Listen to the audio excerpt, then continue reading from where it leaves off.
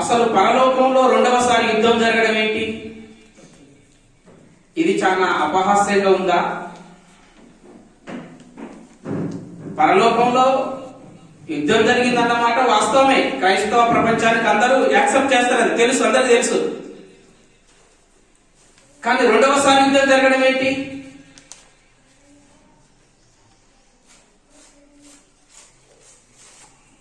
ఎవరు పరిశోధన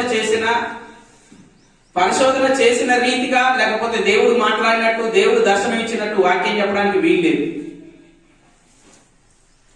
ఎందుకంటే బోధ ఒకటేసారి అప్పగించబడ్డది, అది ఒకేసారి ముద్రింపబడ్డది.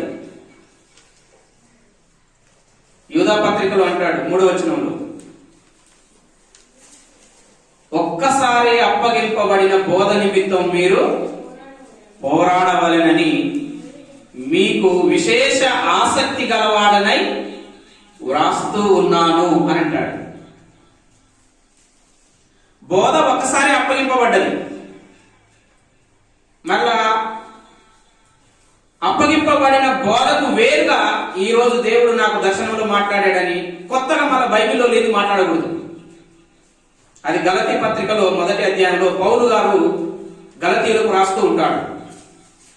మేము మీకు ప్రకటించిన సువార్త గాక, ఈ బైబిల్లో ఉన్న వాక్యం గాక, మరి ఒకటి పరలోకంలో నుండి దేవదూత వచ్చి నీకు ప్రకటించిన బైబిల్లో లేని నువ్వు చెప్పకూడదు. బైబిల్లో ఉన్నదే చెప్పాలి. అయితే ఇందులో 2 బోధలు ఉంటాయి.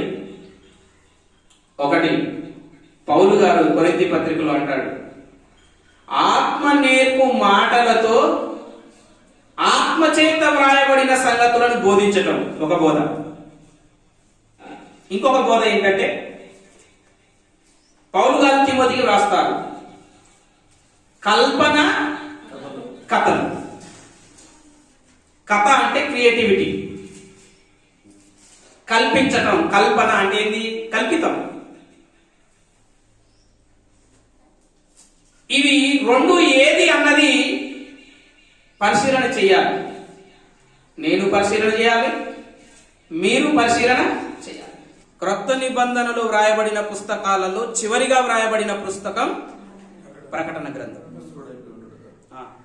పద్మాస్లో ఉన్నాడు.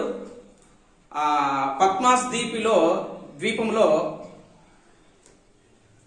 క్రీస్తు శకం 95 నుంచి 96, 90, 95, 96 మధ్య అప్రాక్సిమేట్లీ, మనం ఖచ్చితంగా చెప్పలేము. ఆ మధ్యలో ఇది వ్రాయబడినటువంటిది.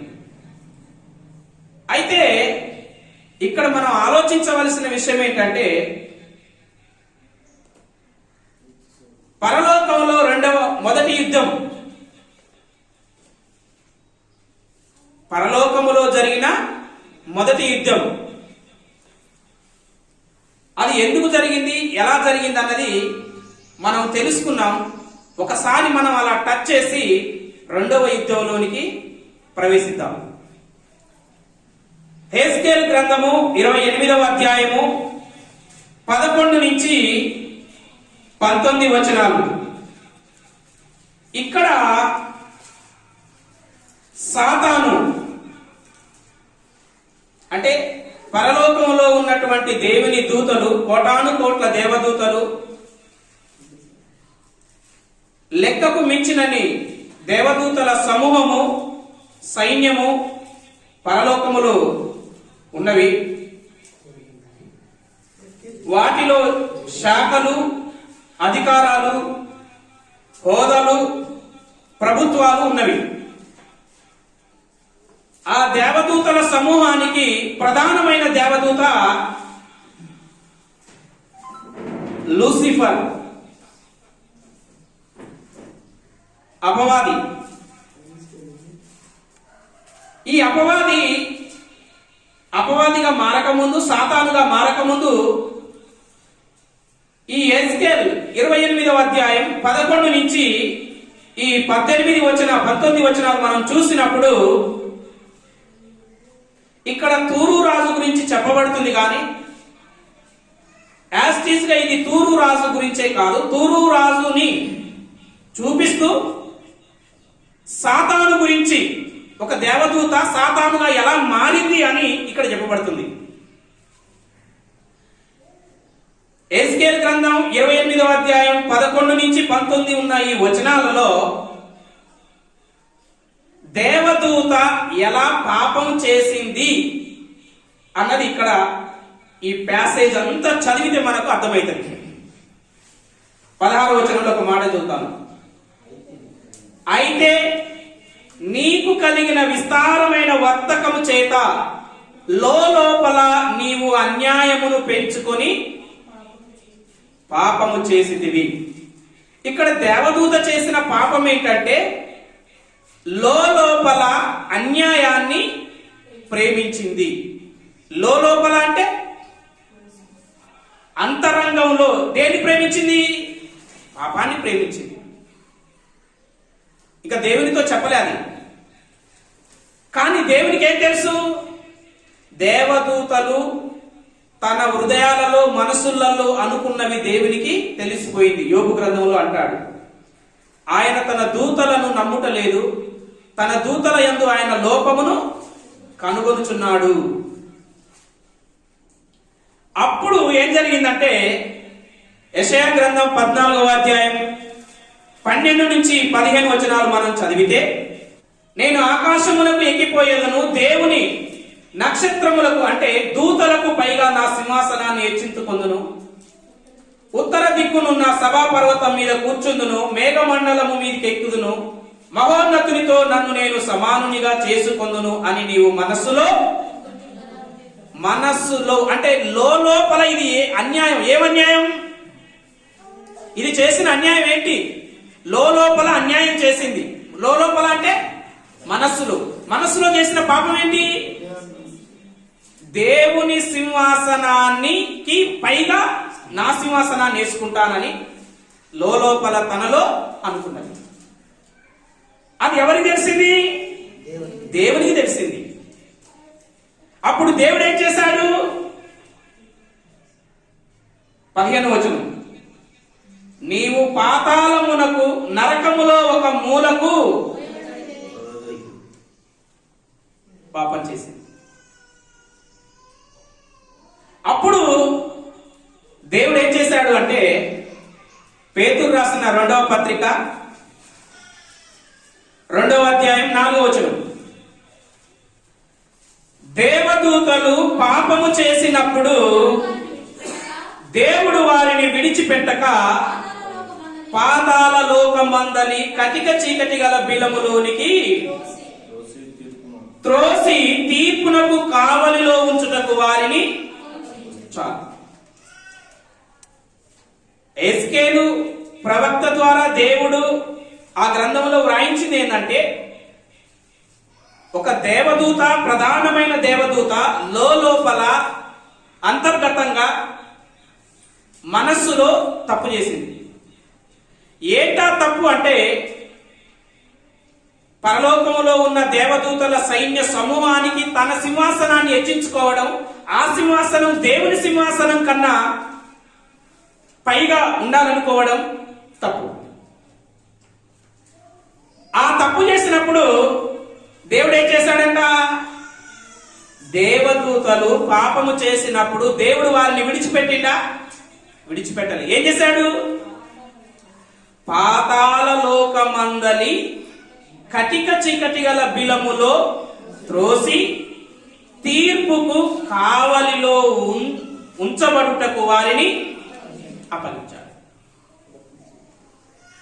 విడిచిపెట్టలే వాటిని.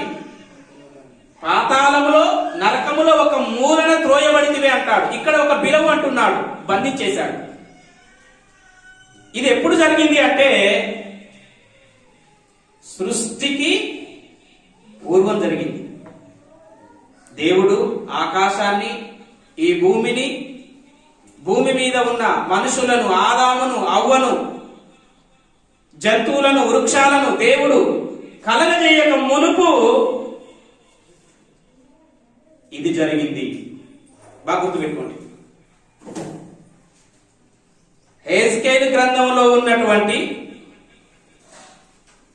28వ అధ్యాయం 11వ వచనం నుంచి 19వ వచనం వరకు, యెషయా గ్రంథము 14వ అధ్యాయము 12 నుంచి 15 వచనాలు, ప్రకటన గ్రంథము 12వ అధ్యాయము 7వ వచనం నుంచి 13వ వచనం వరకు ఉన్నటువంటి ఈ 3 ప్యాసేజ్లలో ఉన్నటువంటి సందర్భము, ఇన్సిడెంట్, కాలము ఒకే దానికి సంబంధించినవి కావు అని మీరు గుర్తుపెట్టుకోండి. ఇవి 3 ఒకే దానికి సంబంధించినవి అనుకుంటే పరలోకంలో ఒక్కసారి యుద్ధం జరిగింది అని అర్థం. ఇవి 3 సందర్భాలు వేరు అనుకుంటే పరలోకంలో 2 సార్లు యుద్ధం జరిగింది అని అర్థం. మీరు గుర్తుపెట్టుకోవాలి. అది ఎలానో ఇప్పుడు మనం బైబిల్లోనికి వెళ్ళి పరిశోధనాత్మకంగా పరిశీలన చేస్తే ఇది నిజమా అబద్ధమా, అసలు వాక్యములో ఉన్నది ఏంటి, మనం వింటున్నది ఏంటి, బోధకులు బోధిస్తున్నది ఏంటి అన్నది మనముగా పరిశీలన చేద్దాం. ఇంతకుముందు మనం చూసిన రీతిగా యెహెజ్కేలు గ్రంథంలో దేవదూత పాపం చేసింది. యెషయా గ్రంథంలో ఆ పాపము ఏంటో తెలిసింది, దేవునికి తెలిసింది. అప్పుడు దేవుడు ఏం చేశాడు అంటే, పేతురు రాసిన 2వ పత్రిక 2వ అధ్యాయం 4వ వచనంలో, దేవదూతలు పాపము చేసినప్పుడు దేవుడు వాటిని విడిచిపెట్టిందంటే విడిచిపెట్టలేదు. వాటిని కటిక చీకటి గల బిలములో బంధించిండు, భద్రం చేసిండు, కావలిలో ఉంచాడు. యూదా రాసినటువంటి పత్రిక 6వ వచనాన్ని చదువుకుందాం. యూదా రాసినటువంటి పత్రిక 6వ వచనం. మరియు తమ ప్రధానత్వమును నిలుపుకొనక తమ నివాస స్థలము విడిచిన దేవదూతలను మహాదినమున జరుగు తీర్పు వరకు కటిక చీకటిలో నిత్య పాశములతో ఆయన బంధించి భద్రం చేశాడు. ఇక్కడ యూదా గారు వ్రాస్తున్నటువంటి మాటను మనం ఆలోచన చేస్తే, తమ ప్రధానత్వమును నిలుపుకొనక, ఎవరు ప్రధానత్వమును నిలుపుకొనకపోయింది? ప్రధాన దేవదూత. ఆ దేవదూతే సాతానుగా, అపవాదిగా మారింది.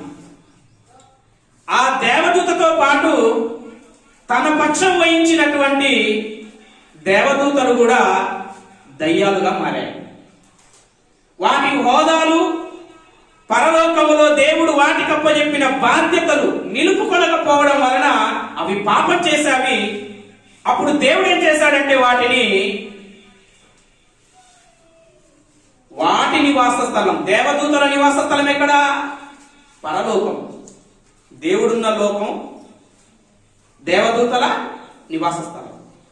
ఆ నివాస స్థలాన్ని విడిచిపెట్టి మహాదినమున జరుగు తీర్పు వరకు కటిక చీకటిలో నిత్య పాశములతో దేవుడు వాటిని బంధించి భద్రం చేశాడు. ఇప్పుడు ఒక ప్రశ్న, దేవదూతలు పాపము చేసినప్పుడు భూలోకం ఉందా?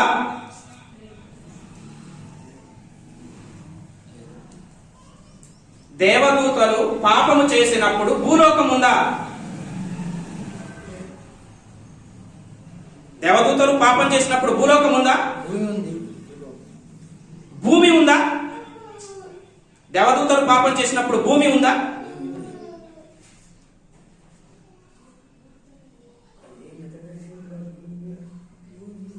దేవదూతలు పాపము చేసినప్పుడు భూమి ఎక్కడ ఉంది?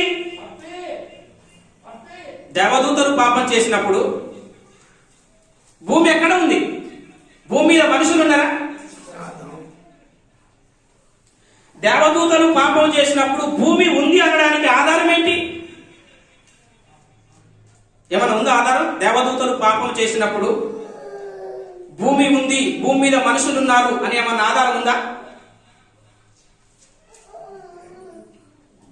యోబు గ్రంథంలోనికి వెళితే, యోబు నువ్వెప్పుడు పుట్టినావు అని దేవుడు ప్రశ్నిస్తున్నాడు యోబు గ్రంథంలో. ఈ భూమికి పునాదులు వేసినప్పుడు నువ్వు ఎక్కడ ఉన్నావు? ఈ భూమికి మూలరాతిని వేసిన వాడెవడో నీకు తెలిస్తే చెప్పు అని యోబుకు ప్రశ్నలు వేస్తూ వేస్తూ వేస్తూ ఏమన్నాడు తెలుసా? నీవు అప్పటికే పుట్టి ఉంటివి, ఇప్పటికి నీవు మహా వృద్ధుడు. అంటే భూమికి పునాది వెయ్యక మునిపే యోబు పుట్టిండా? పుట్టిండు అని దేవుడు చెప్తున్నాడు. ఎక్కడ ఉన్నాడు పుడితే? భూమికి పునాది వేసినప్పుడు నువ్వు ఎక్కడ ఉన్నావో చెప్పానంటే నువ్వు భూమి మీద ఉండడానికి నేనేం చెప్పని చెప్పు. దేవుడు ప్రశ్నిస్తున్నాడు ఏమని? భూమికి పునాది వేసినప్పుడు నువ్వు ఎక్కడున్నావో చెప్పు అని అడుగుతున్నాడు. ఆడు భూమికి పునాది, ఇప్పుడు ఇల్లు పునాది ఇస్తేనే ఇల్లు వేసేది. ఈ ఇల్లు పునాది వేసినప్పుడు నువ్వు ఎక్కడున్నావో చెప్పని నన్ను అడిగితే నేను ఆ ఇంట్లో కిరాయి తీసుకొని ఉన్నా. ఇల్లు పూర్తయిన తర్వాతకి ఇనాగ్రేషన్ పెట్టుకొని ఇళ్ళకి వచ్చిన. భూమికి పునాది వేసేటప్పుడు అంటే పునాది ముందర పడుతుందా, ఇల్లు ముందర అవుతుందా? మరి భూమికి పునాది వేసినప్పుడు నువ్వు ఎక్కడ ఉన్నావో చెప్పాను అన్నాడు. అప్పుడు భూమి లేదు. ఇక అన్నాడు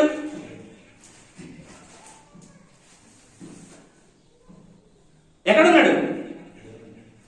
దేవునిలో ఉన్నాడు. మీకు అర్థం కావడానికి నేను మళ్ళీ పార్ట్ 1 పరలోకంలో జరిగిన మొదటి యుద్ధాన్ని టచ్ చేస్తున్నాను అంతే. ఎక్కడ ఉన్నాడు? దేవునిలో ఉన్నాడు. అయితే ఇప్పుడు మన ప్రశ్న ఏంటి?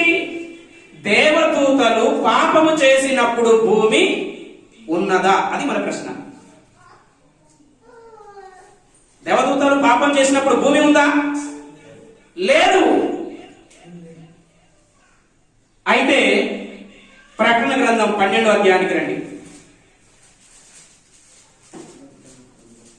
7వ వచనం చదవండి. అంతటా పరలోకమందు యుద్ధము జరిగెను. మికాయేలును అతని దూతలను ఆ ఘటసర్పంతో యుద్ధము చేయవలనని ఉండగా ఆ ఘటసర్పమును దాని దూతలను యుద్ధము చేసిరి గాని గెలవలేకపోయిరి. గనుక పరలోకమందు వారికి ఇక స్థలము. ఇప్పుడు పరలోకమందు యుద్ధము జరిగింది. యుద్ధము జరిగితే ఆ ఘటసర్పము అపవాది దూతలు ఎక్కడ పడద్రోయబడ్డాయి? 9వ వచనంలో అంటాడు భూమి మీద పడద్రోయ పడెను. 13వ వచనంలో అంటాడు ఆ ఘటసర్పము తాను భూమి మీద పడదోయబడి యుండుట చూచి ఆ మగ శిశువును కనిన స్త్రీని. అంటే భూమి ఉందా దేవదూతలు పాపం చేసినప్పుడు? ఉన్నట్టు కదా, భూమి మీదకి పడేసింది.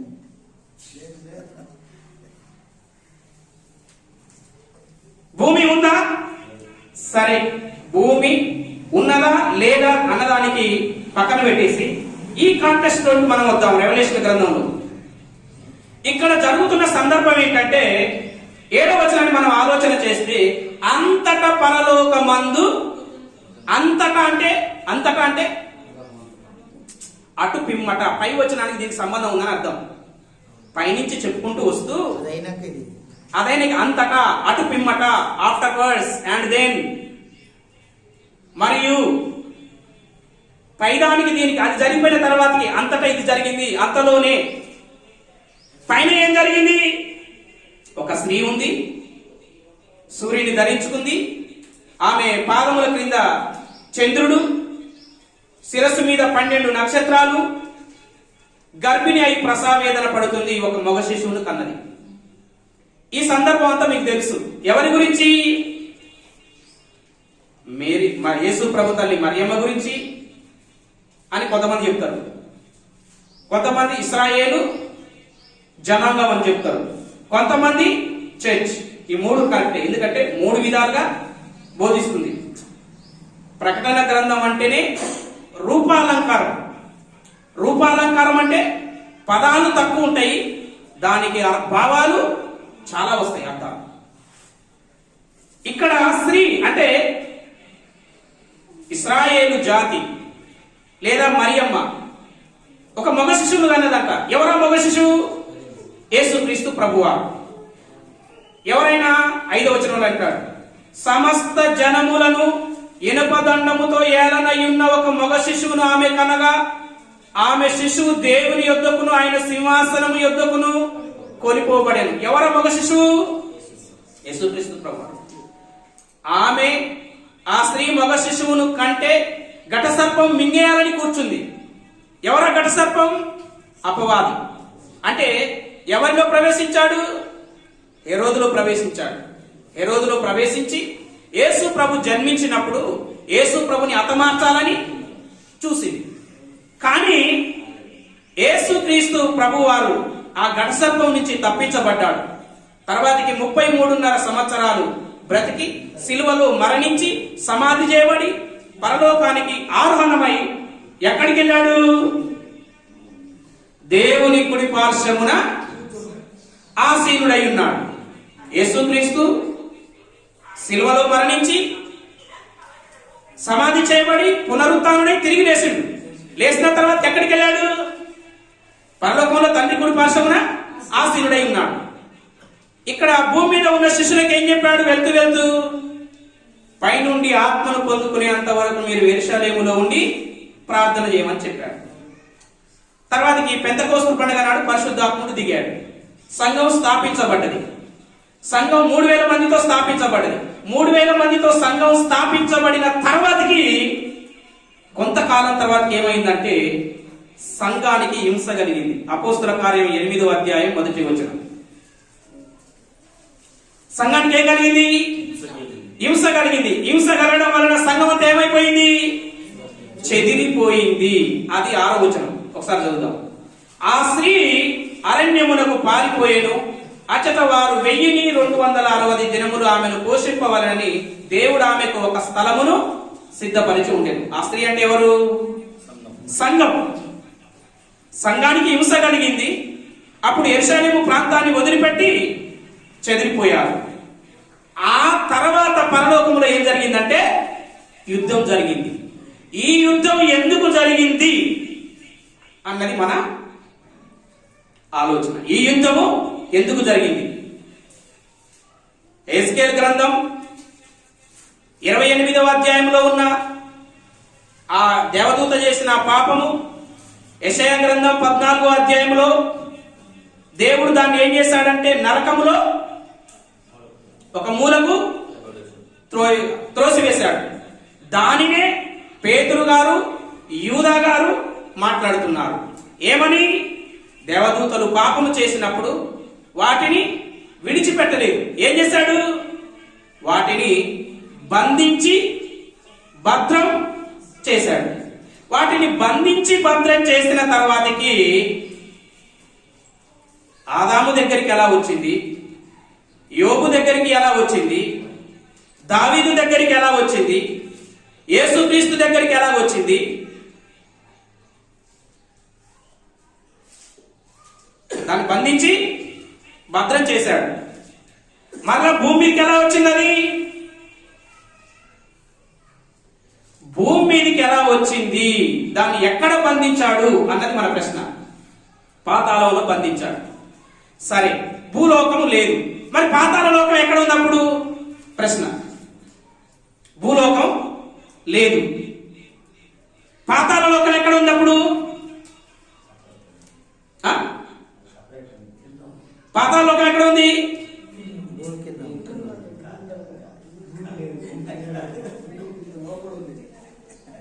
యోబు గ్రంథం తీయండి.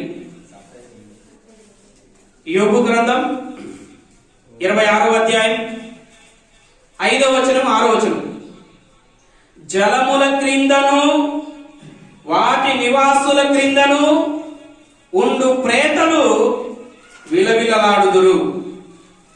ఆయన దృష్టికి పాతాళము తెరవబడి ఉన్నది, నాశన కూపము బట్టబయలుగా ఉన్నది. భూమి ఫస్ట్ ఎక్కడ ఉన్నది అంటే జలం కింద.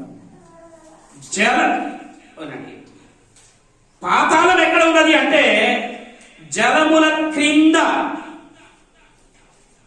జలముల క్రింద. జలముల క్రింద నివాసులు ఉన్నారంట. ఆ నివాసులు ఎవరంటే ప్రేతలు. ప్రేతలు అంటే దయ్యాలు, అపవిత్రాత్మలు. ఈ జలాలలో ఎట్లా ఉన్నాయి? ఆదికాండం 1వ అధ్యాయంలోనికి మనం వస్తే, ఆదియందు దేవుడు భూమిని ఆకాశములను సృజించెను. భూమి నిరాకారముగాను శూన్యముగాను ఉండెను. చీకటి అగాధ జలము పైన కమ్మి ఉండెను. ఏంటంట? అగాధ జలాలున్నవి, అగాధ జలాల పైన చీకటి ఉంది. దేవుని ఆత్మ జలముల పైన. మరి భూమి నిరాకారంగా ఆడుంది అక్కడ. భూమి నిరాకారంగా ఎక్కడ ఉంది? అక్కడ భూమి ఉంది. ఎలా ఉంది అంటే జలములలోన ఒక ముడి పదార్థముగా, ఒక రా మెటీరియల్ గా, ఒక ముడి సరుకుగా జలములలోన భూమి ఒక నిరాకారమైన పదార్థం లాగా ఉంది. ఆ పదార్థ గర్భంలో లోన ఏమున్నది అంటే పాతాళం ఉంది. అంటే మనకెలా అర్థమవుతుంది ఇది?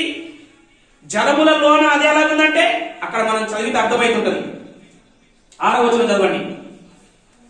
దేవుడు జలముల మధ్య ఒక విశాలము కలిగి ఆ జలములను ఈ జలములను వేరుపరుచునుగా. కాని దేవుడు ఆ విశాలము చేసి విశాలము క్రింది జలములను విశాలము మీది జలములను వేరుపరచగా ఆ ప్రకారమాయను. దానికి, ఆ విశాలానికి ఆకాశం అని పేరు పెట్టాడు.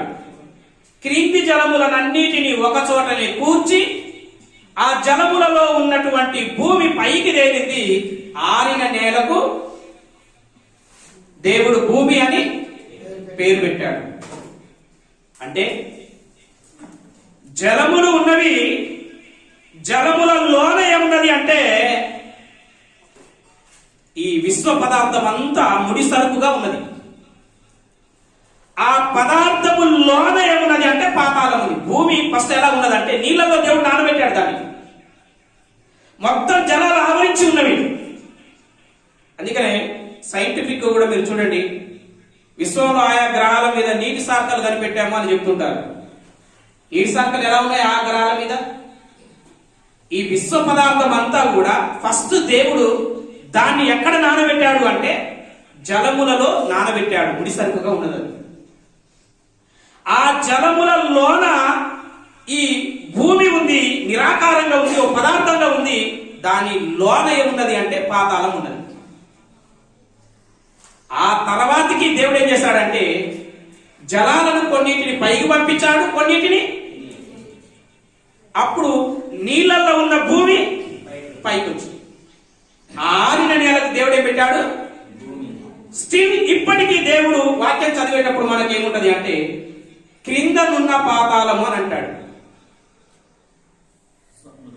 క్రిందనున్న పాతాళం అంటాడు. ఎహెజ్కేలు 32:18 కూడా ఉంటది. క్రిందనున్న పాతాళం ఇప్పటికీ. అంటే భూమి మీద ఈ సృష్టి నిర్మాణ క్రమము లేనప్పుడు పాతాళము, జలముల మధ్య ఒక పదార్థముగా ఈ భూమి ఉంది. దానిలో పాతాళం ఉంది. ఆ పాతాళమే, అందులో 3 భాగాలు. మనం ధనవంతుడు లాజరు చూస్తాం. పరదేశులో అబ్రహాము ఉన్నాడు. వేదనకరమైన స్థలములో లాజరు ఉన్నాడు. ఆ రెండింటికి మధ్య అగాధము బిలము ఉంది. దేవదూతలు పాపము చేసినప్పుడు దేవుడు ఎక్కడ బంధించాడు? ఆ బిలములో, అగాధములో దేవుడు వాటిని బంధించేశాడు. ఇప్పటి వరకు క్లియర్ కట్ ఇక్కడ బాగానే ఉంది. ప్రశ్న ఏంటంటే, అవి భూమి మీదకి ఎలా వచ్చినాయి? అవి భూమి మీదకి ఎలా వచ్చినాయి? దేవుడు వాటిని బంధించాడు, అవి భూమి మీదకి ఎలా వచ్చినవి అని మనం ఆలోచన చేసినప్పుడు, ప్రకటన గ్రంథం 20వ అధ్యాయం మనం ఆలోచన చేస్తే, మరియు పెద్ద సంఖ్యలను చేత పట్టుకొని అగాధము యొక్క తాళపు చెవిగల యొక్క దేవదూత పరలోకములో నుండి దిగి వచ్చుట చూచితిని. అతడు ఆది సర్పమను అనగా అపవాదియు సాతానను ఆ ఘట సర్పమును పట్టుకొని 1000 సంవత్సరములు వాణ్ణి బంధించి అగాధములో పడవేసి. ఇప్పుడు పేతురు గారు రాసినటువంటి పత్రికలో చెప్పబడిన విధంగా 2వ అధ్యాయం 4వ వచనంలో, యూదా 6వ వచనంలో యూదా గారు చెప్పిన విధముగా దేవదూత ఈ అపవాదిని ఘట సర్పాన్ని పట్టుకొని అగాధములో బంధించింది. ఎప్పటి వరకు బంధించింది? 1000 సంవత్సరాలు బంధించింది. అంటే అపవాది పాపము చేసినప్పుడు, అపవాదిని దేవుడు బంధించినప్పుడు సూర్యచంద్ర నక్షత్రాలు, కాలము, దినాలు ఉన్నాయా? లేవు.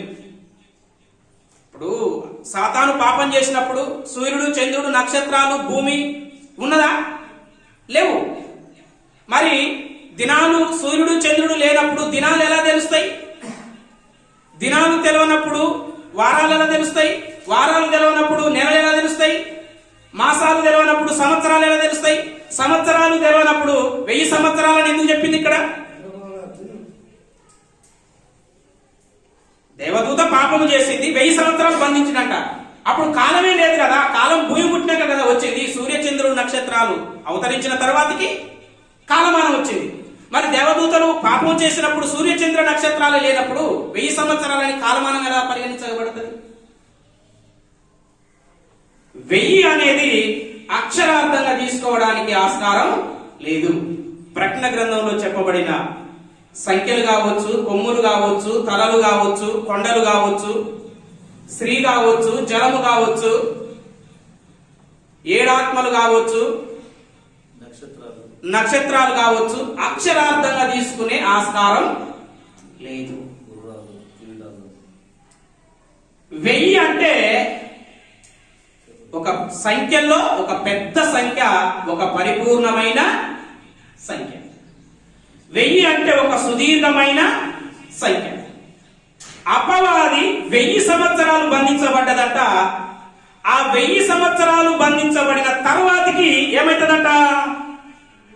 3వ వచనంలో, ఆ 1000 సంవత్సరములు గడచు వరకు ఇక జనములను మోసపరచకుండునట్లు అగాధమును మూసి దానికి ముద్ర వేసెను. అటు పిమ్మట వాడు కొంచెము కాలము విడిచిపెట్టబడవలెను. పాపం చేశాడు, బంధించాడు, కానీ తర్వాతకి కొంచెం కాలం విడిచిపెట్టాలంట. ఎందుకు బంధించాడు? కాదు, అపవాది బంధించబడిని అక్కడ దేవుడు బంధించాడు పాతాళంలో. తర్వాతకి దేవుడు సృష్టి పనులని ప్రారంభించాడు. అపవాదిని పాతాళంలో బంధించిన తర్వాతకి దేవుడు సృష్టి పనులను ప్రారంభించాడు. నిరాకారంగా ఉన్న భూమిని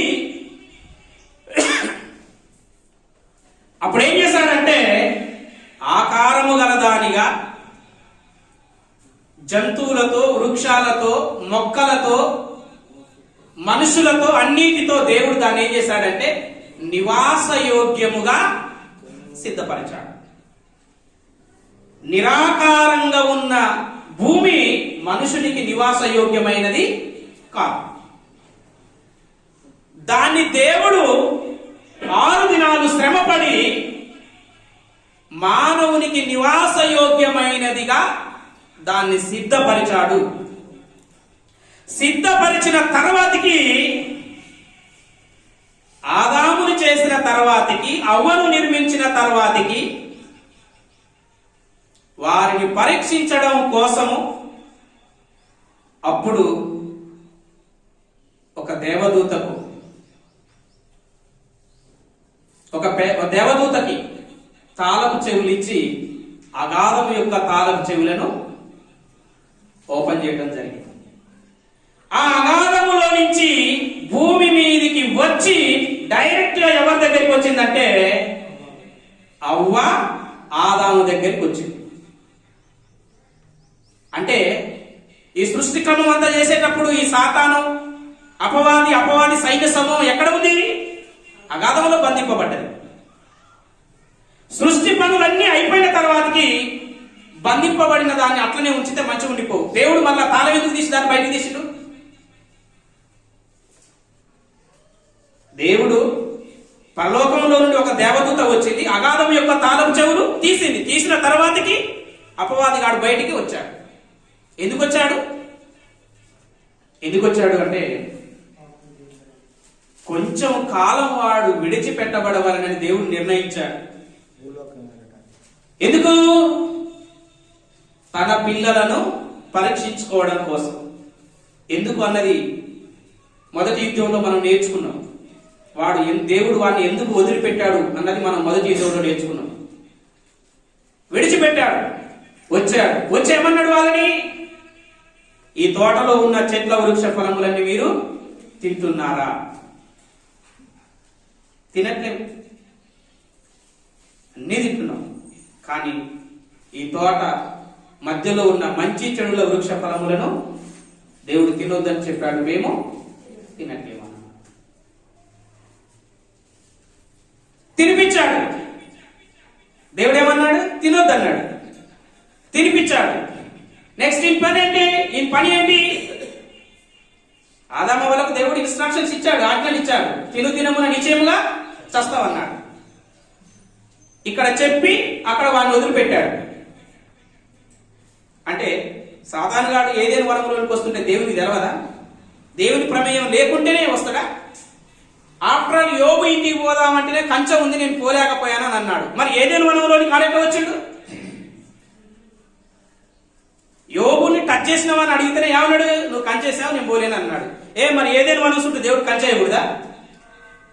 దేవుని పిల్లలను పరీక్షించడానికి అపవాదిని అగాధములో నుండి దేవుడు విడిచిపెట్టాడు.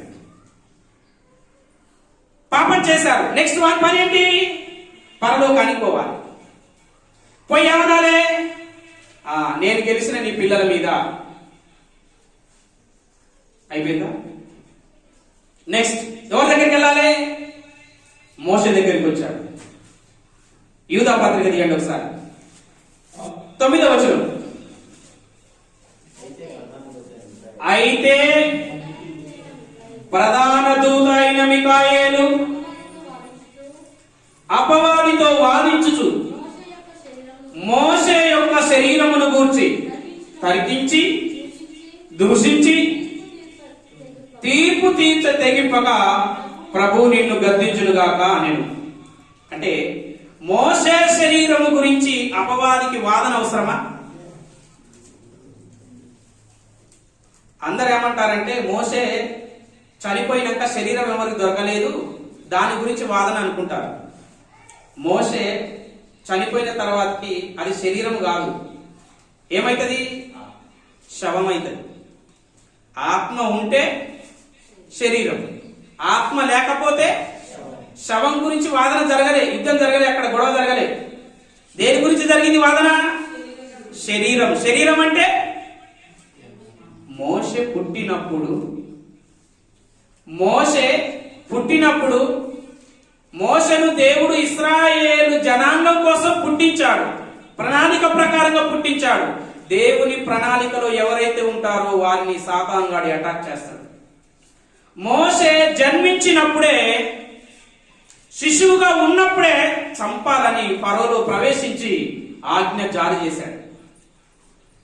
కానీ సాతానుగాడు ఎవరిలో ప్రవేశించి మోషేను చంపాలనుకున్నాడో దేవుడు వాని ఇంట్లోనే మోషేను పెంచాడు.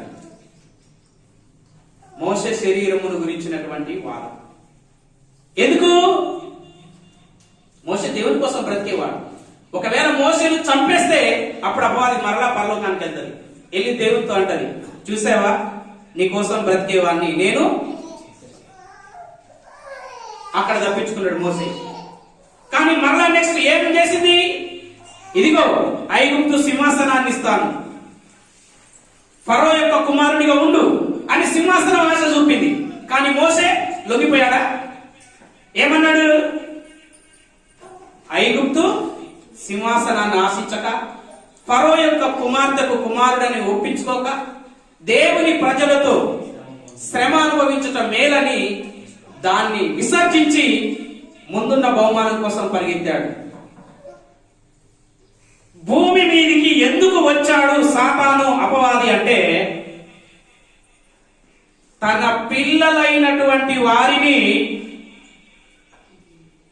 దేవుని కోసం బ్రతకకుండా వారిని నాశనము చేస్తూ పాపములో పడగొడుతూ మరలా పరలోకానికి వెళ్ళి ఏం చేస్తారంట? దేవుని కాడ సవాలు ఇస్తారట. నీ పిల్లలకు పరలోకం అన్నావు కదా, నీ పిల్లలు నా మీద గెలుస్తారన్నావు కదా, ప్రతి దాంట్లో ఓడిపోతున్నారు. యోబు దగ్గరికి వచ్చారు. యోబు 1వ అధ్యాయం చూడండి. యోబు 1వ అధ్యాయం 6-7 వచనాలు. యోబు 1వ అధ్యాయం 6-7 వచనాలు. దేవదూతలు యెహోవా సన్నిధిన నిలుచుటకై వచ్చిన దినం ఒకటి తటస్థించదు. ఆ దినమున అపవాది అనువాడు వారితో కలిసి వచ్చాడు. యెహోవా నువ్వు ఎక్కడ నుండి వచ్చితివని వారిని అడగగా, అపవాది భూమి మీద ఇటు అటు తిరుగులాడుచు అందులో సంచరించుతూ భూలోకంలో నుండి ఇక్కడ పరలోకానికి వచ్చానని చెప్పాడు వాడు. అంటే వాడిది ఏంటి? భూలోకంలో సంచరించటం, దేవుని కోసం బ్రతికే వాళ్ళను పాడు చెయ్యటం, పాపంలో పడగొట్టడం, దేవుని కోసం బ్రతికే వాళ్ళను బ్రతకనీయకుండా చెయ్యటం వాని పని. చెడగొట్టిన తర్వాతకి మరలా దేవుని దగ్గరికి పోయి ఫిర్యాదు చెయ్యటం. ఏమని?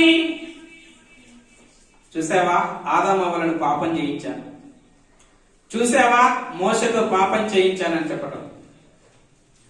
యోబు గురించి దేవుడు అడుగుతున్నాడు, నా సేవకుడు యోబు గురించి నీకు తెలుసా? అప్పుడేమన్నాడు? ఆయన ఊరకనే నీతిమంతుడైందా? అతని ఇంటి చుట్టూ ఏమేశావు? నువ్వు కంచె వేశావు. నేను ఎలా వెళ్ళను? ఒకసారి ఆ కంచె తీసి నన్ను పంపించు. మరలా 2వ అధ్యాయం చూడండి. దేవదూతలు యెహోవా సన్నిధిన నిలుచుటకై వచ్చిన మరి ఒక దినం, ఫస్ట్ దినం కాకుండా ఇంకొక దినం వచ్చింది. వారితో కూడా అపవాది యెహోవా సన్నిధిన నిలుచుటకై వచ్చెను. యెహోవా నువ్వెక్కడ నుండి వచ్చిందని వారిని అడగగా, భూమిలో ఇటు అటు తిరుగులాడుచు అందులో సంచరించుచు వచ్చితినని యెహోవాకు ప్రత్యుత్తరం ఇచ్చెను. వీరి పనేంటి? ఈ పనేంటంటే భూమి మీద సంచరించుతూ దేవుని కోసం బ్రతికే వాళ్ళను పాడు చెయ్యటం. దేవుని ప్రేరేపిస్తాడు, దేవుని దగ్గర సవాలు విసురుతాడు. 3వ వచనంలో ఉంది దేవునికి సవాలు విసరడం. చూడండి అక్కడ, నేను చదువుతాను. అందుకు యెహోవా నీవు నా సేవకుడైన యోబు సంగతి ఆలోచించితివా? అతడు యథార్థవర్తనుడు, న్యాయవంతుడునై దేవుని యందు భయభక్తులు కలిగి చెడుతనము విసర్జించిన వాడు. భూమి మీద అతని వంటి వాడెవడును నిష్కారణముగా అతన్ని పాడు చేయుటకు నీవు నన్ను నిష్కారణముగా అంటే ఏ కారణం లేకుండా ఎవరిని ప్రేరేపించింది? దేవుని ప్రేరేపించింది. ఎవరి మీద? భూమి మీద దేవుని కోసం బ్రతికే వాళ్ళ మీద సవాలు విసరటం దాని పని. ఏమి విసరటం? నా బిడ్డ ఫలాని పేతురు, యాకోబు, మోసెస్ చూసావా ఎలా సేవ చేస్తున్నారు? నువ్వు బాగానే చెప్తావు, ఒక్కసారి నాకు అవకాశం ఇవ్వు. వాడు గెలుస్తాడో నేను గెలుస్తాడో చూసుకుంటా. వాడు గెలుస్తాడో నీ కుమారుడు గెలుస్తాడో నేను గెలుస్తానో చూసుకుంటా. అంటే భూమి మీద తిరగటము, దేవుని దగ్గరికి వెళ్ళటము, ఫిర్యాదు చెయ్యటం. అందుకే యేసు ప్రభు కూడా లూకాసు వార్త 22వ అధ్యాయం 31వ వచనంలో ఏమన్నాడో తెలుసా? లూకాసు వార్త 22వ అధ్యాయం 31వ వచనం. సీమోను సీమోను, సీమోను సీమోను, ఇదిగో సాతాను మిమ్ములను పట్టి గోధుమల వలె జల్లించుటకు కోరుకుని గాని నన్ను మిమ్మును కోరుకొనెను గాని నీ నమ్మిక తప్పిపోకుండునట్లు. చూసావా? అంటే సాతాను ఎవ్వరిని ఏమడుగుతుంది? కోరుకున్నదంట. దాని కోరిక ఏంటి? దేవుని కోసం బ్రతికే వాళ్ళకి ఒక్కసారి నాకు అవకాశం ఇయ్యి. పేతురు నీ కోసం నిలబడతా అంటున్నాడు కదా. ప్రభువా, నువ్వు చనిపోతే నీతో పాటు నేను కూడా చనిపోతా. నేను అందరిలాంటి వాడిని కాదు. పేతురు నీ కోసం నిలబడతా అంటున్నాడు కదా. ఒకసారి నాకు అవకాశం ఇయ్యి. సీకింగ్ పర్మిషన్ వెతుకుతుంది, అడుగుతుంది. అది దేవుని కోరుతుంది, దేవుని ప్రేరేపిస్తుంది. ఎవరి మీద? దేవుని కోసం ఎవరైతే భూమి మీద బ్రతుకుతారో, స్టిల్ ఆదామవ్వల కానించి యేసుక్రీస్తు ప్రభు మరణం వరకు కూడా, యేసుక్రీస్తు శిలువ మరణం వరకు కూడా దేవుని కోసం బ్రతికే వాళ్ళ మీద పరలోకానికి వెళ్ళటం, ఫిర్యాదులు చెయ్యటం, సవాలు విసరటం సాతాను పని. మీకు ఇంకా ఒక అద్భుతమైన ఒకటి మంచి వచనాన్ని చూపిస్తాను. జకరియా గ్రంథం 3వ అధ్యాయం 1 నుంచి నేను చదువుతున్నాను, వినండి. మరియు యెహోషువ దూత యొదట ప్రధాన యాజకుడైన యెహోషువ నిలబడుటయు, సాతాను ఫిర్యాదు అయి అతని కుడిపార్శ్వమున నిలబడుటయు అతడు నాకు కనపరచెను. సాతాను, యెహోవా నిన్ను గద్దించును, యెరూషలేమును కోరుకొని యెహోవా నిన్ను గద్దించును. ఇతడు అగ్నిలో నుండి తీసిన కొరవి వలనే ఉన్నాడు కదా అని యెహోవా దూత సాతానుతో అనెను. యెహోషువ మలిన వస్త్రములు ధరించిన వాడై దూత సముఖములో నిలవబడి ఉండగా, దూత దగ్గర నిలిచి ఉన్న వారిని పిలిచి ఇతని మైల బట్టలు తీసివేయడని ఆజ్ఞాపించి, నేను నీ దోషమును పరిహరించి ప్రశస్తమైన వస్త్రములతో నిన్ను అలంకరించుచున్నానని సెలవించెను. అప్పుడు యెహోషువకు మలిన వస్త్రములు తీసివేసి ప్రశస్తమైన వస్త్రములు ధరింపజేయడం జరిగింది. ఇది దర్శనములో దేవుని సన్నిధిలో జరుగుతున్నటువంటిది. పరలోకములో ఏం జరుగుతుంది? ఇక్కడ ప్రధాన యాజకుడు ఎవరైనా యెహోషువ. ప్రధాన యాజకుడు అంటే ఇశ్రాయేలు జాతికి ప్రతినిధి.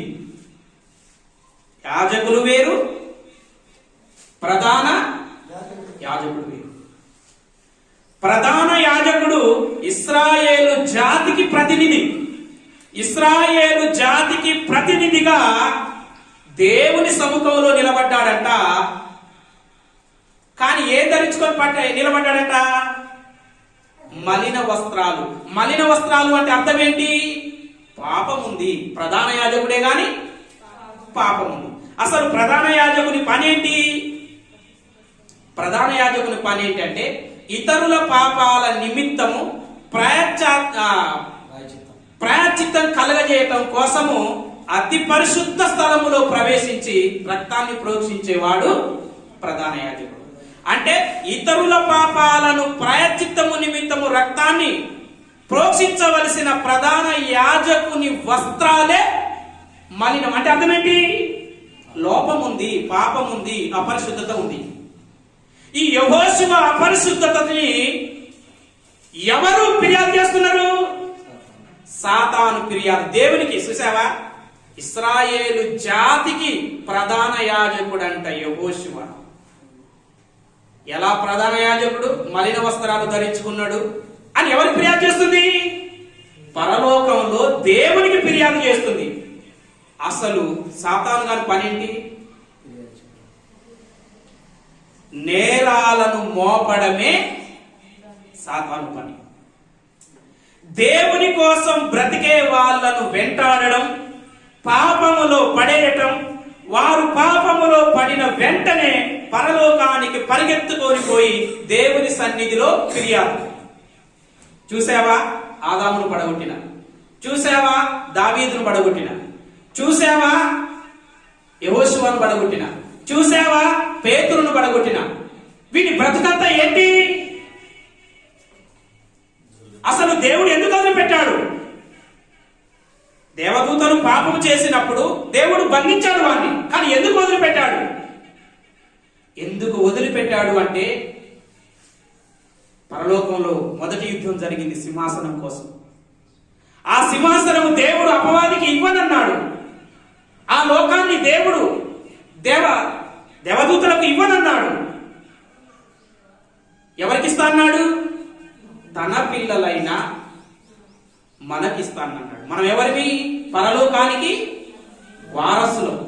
మనం పాట పాడతాం కదా, దేవుని వారసులు. పరలోకానికి వారసులు దేవదూతలా మనమా? మనం. అప్పుడు సాతాను సవాల్ ఏంటంటే, నీ పిల్లలకు నాకు పోటీ పెడితే ఆ పోటీలో ఎవరు గెలిస్తే వారికే పరలోకం. నీ పిల్లలకు నాకు పోటీ పెట్టు. అపవాది విసిరిన సవాలును యాక్సెప్ట్ చేసి బంధింపబడిన అపవాదిని బందికానాలో నుంచి విడుదల చేసి తన పిల్లల మీదకి పంపాడు దేవుడు. వీళ్ళను పాపంలో పడగొట్టడం, పరలోకానికి వెళ్ళటం, నేరారోపణ చేయడం. ఇది ఎప్పటి వరకు జరుగుతుందంటే ఆదాము కాలము నుండి యేసుక్రీస్తు శిలువలో మరణించే అంత వరకు జరిగింది. గుర్తుపెట్టుకోండి. యేసుక్రీస్తు శిలువలో మరణించిన తర్వాతకి వాడు పరలోకానికి వెళ్ళే ప్రసక్తి, అవకాశం, ఛాన్స్ వానికి లేదు. ఎందుకు? అప్పుడు జరిగినదే రెండవ యుద్ధం. గుర్తుపెట్టుకోవాలి. యేసుక్రీస్తు శిలువలో మరణించి పరలోకానికి పోయి దేవుని కుడిపార్శ్వం మీద ఆసీనుడైన తర్వాతకి అపవాది మరలా పరలోకానికి వెళ్ళింది ఎప్పటిలాగానే తన పిల్లల మీద నేరం మోపడానికి. అప్పుడు జరిగినదే రెండవ యుద్ధం. ఎందుకు జరిగిందో చూద్దాం. ప్రకటన గ్రంథం 12వ అధ్యాయం. ప్రకటన గ్రంథం 12వ అధ్యాయం 7వ వచనం. అంతటా పరలోకమందు యుద్ధము జరిగెను. ఎంతటా? పైనుంచి చెప్పుకుంటూ వస్తున్నాడు. యేసు ప్రభు గురించి, సంఘం గురించి, సంఘానికి కలిగిన శ్రమలు, సంఘం చెదరిపోవటం, యేసుక్రీస్తు పరలోకానికి పోయి దేవుని సింహాసనం మీద కూర్చోనడం. ఈ 12వ అధ్యాయం 1 నుంచి 6 వచనాలు అవే. 7వ వచనానికి వచ్చేవరకే అంతటా పరలోకమందు యుద్ధము జరిగింది. ఎందుకు జరిగిందో కింద ఉంటుంది. మికాయేలును అతని దూతలను ఆ ఘటసర్పముతో, ఘటసర్పము అపవాది సాతాను వానికి ఉన్న పేర్లు, యుద్ధము చేయవలనని ఉండగా ఆ ఘటసర్పమును దాని దూతలు యుద్ధము చేసిరి గాని గెలవలేకపోయింది. కనుక పరలోకమందు వారికి ఇక స్థలము. అంటే ఈ యుద్ధం ఎక్కడ జరిగింది? పరలోకంలో జరిగింది. ఇది పరలోకం వెళ్ళిపోయింది. యేసు ప్రభు నాటి కాలంలో అపవాది ఆడ ఉంది? భూమి మీదనే ఉంది. యేసు ప్రభు బాప్తిసం తీసుకున్నప్పుడు ఆడికి వచ్చింది? భూమి మీదనే ఉంది. యేసు ప్రభుని శోధించిందా? శోధించి పరలోకానికి పోయింది. పరలోకంలో యుద్ధము. చదవండి 9వ వచనం. ఏం చదువుతాను వినండి. కాగా సర్వలోకమును మోసపుచ్చుచు అపవాది అనియు సాతాను అనియు పేరు గల ఆది సర్పమైన ఆ మహాఘట్ట సర్పం పడద్రోయబడెను. అది భూమి మీద పడద్రోయబడెను. దాని దూతలు దానితో కూడా పడద్రోయబడిరి. 10వ వచనం. మరియు ఒక గొప్ప స్వరము పరలోకమందు ఈలాగు చెప్పుట వింటిని. ఏమని చెప్పబడింది? ఏ స్వరం ఈయన యోహాను గారు విన్నారు? రాత్రింబగళ్ళు మన దేవుని యొదట మన సహోదరుల మీద నేరము మోపువాడైన అపవాది పడద్రోయబడి ఉన్నాడు కనుక ఇప్పుడు రక్షణ, శక్తి, రాజ్యము మన దేవునిది ఆయను, ఇప్పుడు అధికారము ఆయన క్రీస్తుదాయను. ఏటట? పరలోకానికి వెళ్ళిందట. ఏమిటికి వెళ్ళిందంట పరలోకానికి? సహోదరుల మీద. యోహాన్ గారు అంటున్నారు, మన సహోదరుల మీద నేరము మోపువాడైన అపవాది. మీరు పరలోకానికి ఎందుకు వెళ్ళాడు? ఎప్పటిలాగానే ఆదాము కానించి యేసుక్రీస్తు మరణం వరకు సహోదరుల మీద ఎలాగైతే నేరం మోపాడో, ఎప్పటిలాగానే మరలా నేరం మోపుదామని వెళ్ళిపోయాడు. నేరం మోపే అవకాశం లేదు. అక్కడ యుద్ధం జరిగింది, క్రింద పడద్రోయబడ్డాడు. అధికారం ఎవరిది? క్రీస్తుది. క్రీస్తుకు అధికారం ఎప్పుడు ఇవ్వబడింది? మత్తయి సువార్త 28:18. మత్తయి సువార్త 28వ అధ్యాయం 18వ వచనంలో ఏముంది? పరలోకమందును భూమి మీదను నాకు సర్వాధికారం. ఏమంటాడు ఇక్కడ? ఇప్పుడు రక్షణ, శక్తి, రాజ్యం మన దేవుని దాయను, ఇప్పుడు అధికారం క్రీస్తు దాయను. అధికారం ఎవరిది? క్రీస్తుది. పరలోకంలో, భూలోకంలో. పరలోకంలో ఆయన ఏం చేస్తున్నాడు? పరలోకంలో ఆయన ఏం చేస్తున్నాడంటే, ఏం చేస్తున్నాడమ్మా? ఏం చేస్తున్నాడు? ప్రధాన యాజకుడిగా విజ్ఞాపన చేస్తున్నాడు. ప్రధాన యాజకుని పనేంటి? ఇశ్రాయేలుల కాలంలో ప్రధాన యాజకుని పనేంటి? ఏడాదికి ఒకసారి ఇశ్రాయేలీయుల పాపాల నిమిత్తం ప్రాయశ్చిత్తం కలగజేయడానికి అతి పరిశుద్ధ స్థలములోనికి వెళ్లి రక్తాన్ని ప్రోక్షించేవాడు. ఇప్పుడు ప్రధాన యాజకుడు ఎవరయ్యారు? యేసుక్రీస్తు. ఎబ్రీ పత్రిక 3వ అధ్యాయంలో ఉంటది. మన ప్రధాన యాజకుడైన యేసుక్రీస్తు ఎక్కడ ఉన్నాడు? ఆయన పరలోకంలో ఉన్నాడు, తండ్రి కుడి పార్శ్వన ఉన్నాడు. ఏం చేస్తున్నాడు? ఏమిటికి విజ్ఞాపన? మొదటి యోహాను పత్రిక 2వ అధ్యాయం 1వ వచనం. నా చిన్న పిల్లలారా, మీరు పాపము చెయ్యకుండుటకై ఈ సంగతులను మీకు రాయిచున్నాను. ఎవడైనను పాపము చేసిన ఎడల నీతిమంతుడైన యేసుక్రీస్తును ఉత్తరవాలి తండ్రి యొద్ద మనకు, ఆయనే మన పాపములకు శాంతికరమై ఉన్నాడు. మన పాపములకు మాత్రమే కాదు, సర్వలోకమునకు శాంతికరమై. యోహాను గారు ఏం రాస్తున్నారు? యోహాను ప్రకటన గ్రంథం రాసిన యోహానే ఈయన ఏమని రాస్తున్నాడు? చిన్న పిల్లలారా, పాపము చెయ్యవద్దని నేను మీకు రాస్తున్నాను.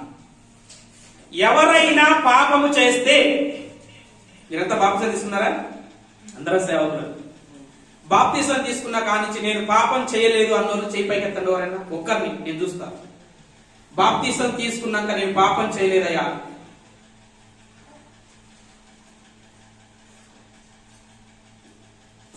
పరలోకం ఎట్లా పోతాం?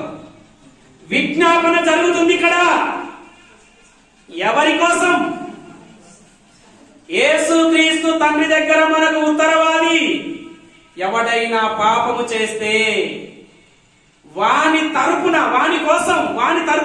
తండ్రి దగ్గర యేసుక్రీస్తు విజ్ఞాపన చేస్తున్నాడు. ఇంకో మంచి మాట చూడండి.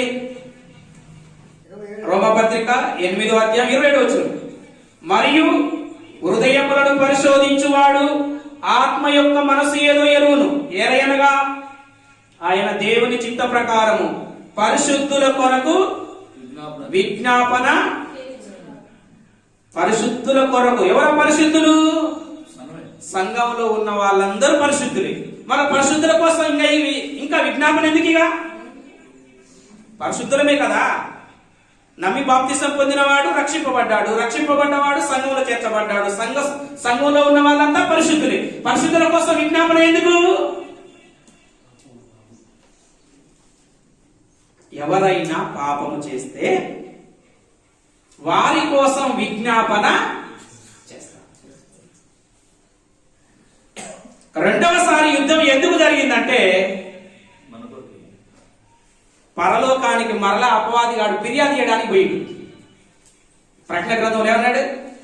రాత్రింబగళ్ళు మన సహోదరుల మీద నేరము మోపువాడైన అపవాది పడద్రోయబడ్డాడు. నేరం మోపడానికి వెళ్ళాడు. యుద్ధం జరిగింది. ఎందుకు? నేరం మోపే అవకాశం ఎందుకు? భూమి మీద శిల్వ రక్తాన్ని చిందించి వచ్చాను, నా బిడ్డలు యేసుక్రీస్తు యొక్క రక్తములో ప్రభు యొక్క శరీరాన్ని, ప్రభు యొక్క రక్తాన్ని తీసుకొని ఏం చేయబడుతున్నారు? యేసు రక్తము ప్రతి పాపము నుండి వారిని పరిశుద్ధ పరుస్తుంది. ఇక నువ్వు పరలోకం వచ్చి పేతురు పాపం చేసిండు, యోహాను పాపం చేసిండు, యాకోబు పాపం చేసిండు, వారి పాపాలను నాకు మాటి మాటికి చెప్పవలసిన అవసరం ఎందుకు? ప్రధాన యాజకుని నేనున్నా, పాపము లేని ప్రధాన యాజకుని, వారి పాపాల కోసం రక్తం చిందించి వచ్చిన ఎవరైనా పాపం చేస్తే నేను ఇక్కడిని అతి పరిశుద్ధ స్థలంలో విజ్ఞాపన చేస్తున్నా, నా రక్తమే వారి పాపాలను కడిగేస్తుంది. ఇక నువ్వు వచ్చి నీ కొడుకు పాపం చేసిండు, నీ బిడ్డ పాపం చేసిందని పరలోకానికి వచ్చి మాటి మాటికి నాకు చెప్పవలసిన అవసరం లేదు. అక్కడ నుంచి భూమి మీద పడ్డాడు. ఆడు ఎంత కోపంతో వచ్చాడో తెలుసా? 12వ అధ్యాయం. అందుచేత పరలోక నివాసులారా ఉత్సాహించుడి. ఎందుకు? ఇక పరలోకానికి వచ్చే ఛాన్స్. పరలోకానికి ఇంతకు ముందు మాటి మాటికి ఎందుకు పోయేది? రిపోర్ట్ తీసుకొని పోయేది ఫిర్యాదు కోసం. వీడు పాపం చేసిండు, వాడు పాపం చేసిండు.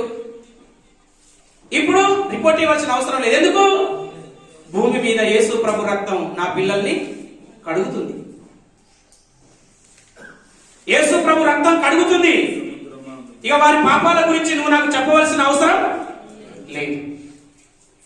అప్పుడు భూమి సముద్రమా మీకు శ్రమ, అపవాది తనకు సమయము కొంచెమే అని తెలుసుకొని బహు క్రోధము గలవాడై మీ యొద్దకు దిగి వస్తున్నాడు. రెండవసారి పరలోకంలో యుద్ధం ఎందుకు జరిగిందంటే ఆదాము కాలము నాటి నుండి యేసుక్రీస్తు శిలువ మరణం వరకు, ఆరోహణం వరకు పరలోకానికి వెళ్లి తన పిల్లల మీద నేరారోపణ చేసేది, ఫిర్యాదు చేసేది. శిలువ మరణం తర్వాతకి తన పిల్లల మీద, వారు చేసిన నేరాల మీద, పాపాల మీద ఫిర్యాదు చేసే అవకాశం అపవాదికి లేకుండా పోయింది. ఎందుకంటే యేసుక్రీస్తు ప్రభు వారి పరలోకంలో ఉండి విజ్ఞాపన చేస్తూ ఉన్నాడు. కాబట్టి మొదటి యుద్ధం పరలోకంలో జరిగింది.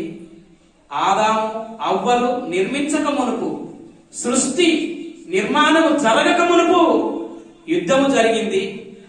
అది దేవదూతలు పరలోకం కావాలన్నాయి.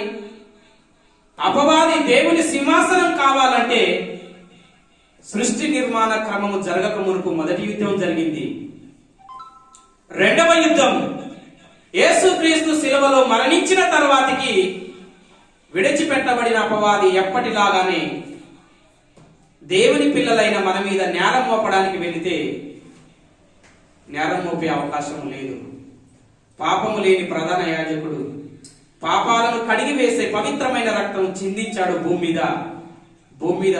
నా యేసుక్రీస్తు ప్రభు యొక్క రక్తం నా పిల్లలను కడిగేస్తుంది, మీరు పరలోకానికి రావాల్సిన అవకాశం లేదు. ఇప్పుడు దానికున్న అవకాశం ఒకటే, దానికున్న సమయం కొంచెమే. యేసుక్రీస్తు ప్రభు రాకడ వరకు సాధ్యమైతే ఎంతమందినంటే అంతమందిని దేవుని కోసం బ్రతకకుండా శాశ్వతంగా పాపంలో పడవేయటమే దాని బలమైన సంకల్పం. ఎప్పుడు అంతం జరుగుతుంది అంటే యేసుక్రీస్తు రెండవ రాకడలో అంతం జరుగుతుంది. ఇప్పుడు భూమి మీద మరో యుద్ధం జరుగుతుంది. దేవుని చిత్తం అయితే మరో లేఖనాల పరిశోధన సదస్సులో రణక్షేత్రములో విజృంభించుతున్న రక్షకుని మహాసైన్యం రథసారథి ఎవరో అన్న టాపిక్ మీద వచ్చే నెల రణక్షేత్రములో విజృంభించుతున్న రక్షకుని సైన్యం రథసారథి ఎవరో అన్న టాపిక్ మీద వచ్చే నెలలు మనం తెలుసుకుందాం. ప్రార్థన చేసుకొని కార్యక్రమాన్ని ముగించుకుందాం. మన మధ్యలో ఉన్న ఎలిషారావయ్య గారు ముందుకొచ్చి